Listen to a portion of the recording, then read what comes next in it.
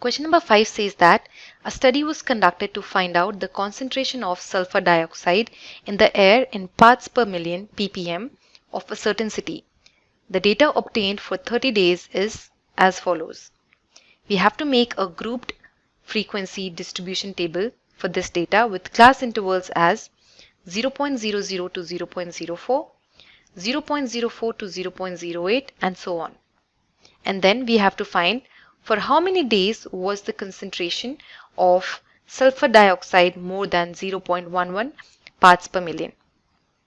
We will draw first a grouped frequency distribution table.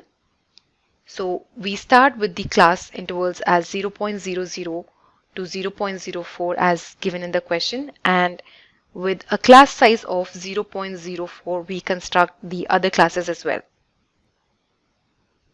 Now that we have constructed the various classes, let's find the frequencies associated with each of the class. So for the first class we get the frequency as 4, for the next one 9, for the next one 9 again, for the next one 2, then 4 and then 2. Now if we sum up all of these frequencies we get a total of 30, and that is the number of days for which the study was conducted. From this table, we can see that the number of days during which the concentration of sulfur dioxide is more than 0.11 parts per million falls over 3 class intervals. And those class intervals are 0.12 to 0.16, 0.16 to 0.20, 0.20 to 0.24.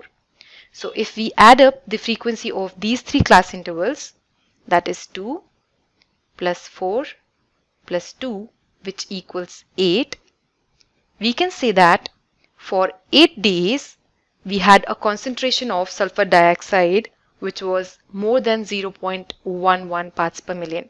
So the answer for the second bullet point would be 8 days. And this is how we solve this question.